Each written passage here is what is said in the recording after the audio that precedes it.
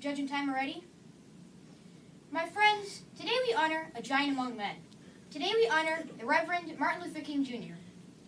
We must learn his lessons and put his views into practice so that we may be truly free at last.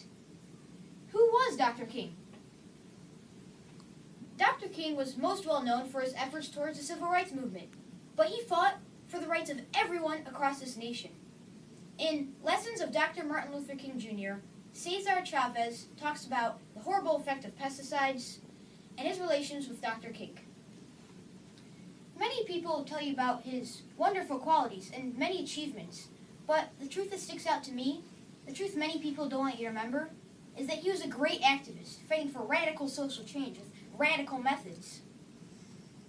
While other people talked about change, Dr. King used direct action to challenge the system.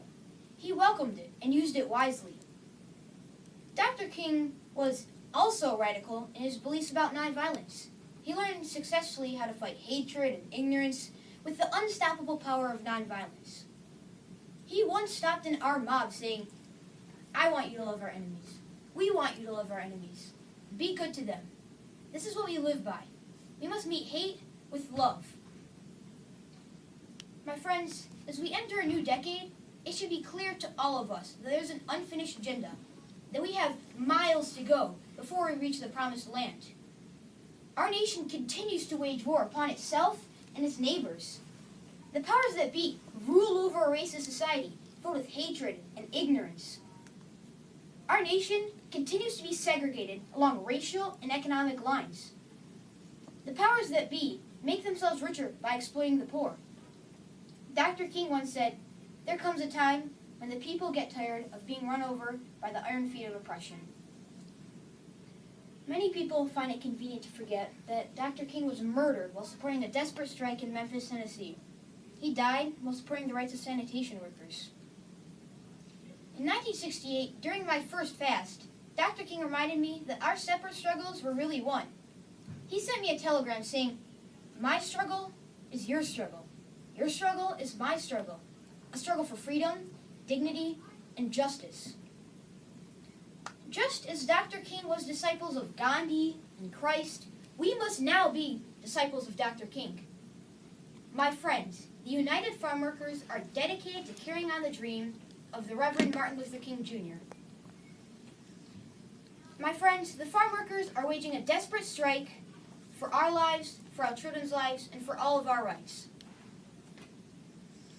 Many decades ago, the chemical industry promised us that pesticides would bring us great wealth and improve our profits. But just recently, the prestigious National Academy of Sciences released an exhaustive 5-year study, which determined that pesticides do not improve profits and do not produce more crops. So, with that said, what is the effect of pesticides? Pesticides have created a legacy of pain, misery, and death. The children are exposed to these pesticides live in communities surrounded by the crop that employs their parents.